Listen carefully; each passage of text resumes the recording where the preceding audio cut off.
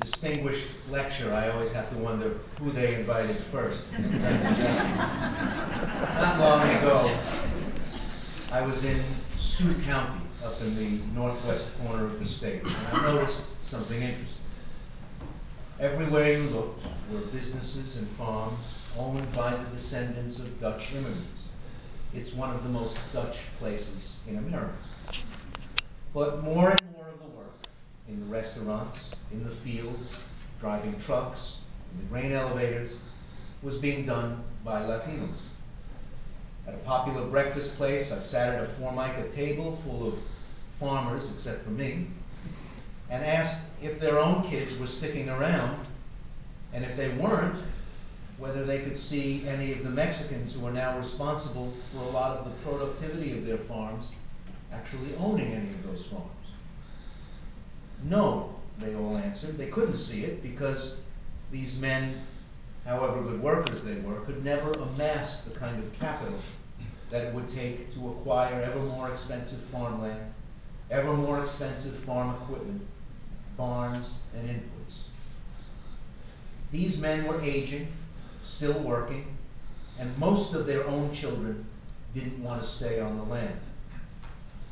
When Tom Vilsack was governor, he got a lot of pushback on his idea that Iowa was going to have to change.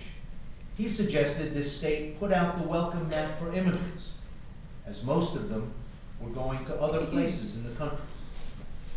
Quote, "The point is we need more people. Part of that can be done by trying to keep young people here," Governor Vilsack said.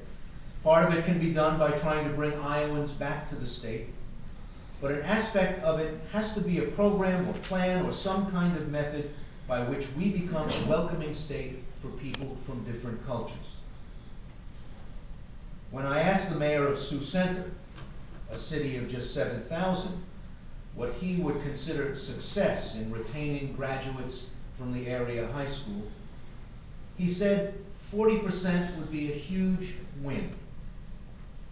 When we spoke in late 2009, only 3 out of 10 of the young people of Sioux Center made their lives there as adults. Today's theme, the browning of America, is obviously important. The Times demand an examination of it.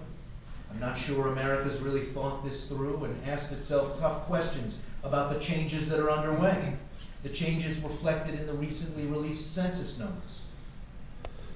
A friend of mine with the Pew Hispanic Center, one of the foremost research organizations in the country when it comes to Hispanic demographics, said the staff had a pool going as the Census Bureau released one by one the state totals for the 2010 count.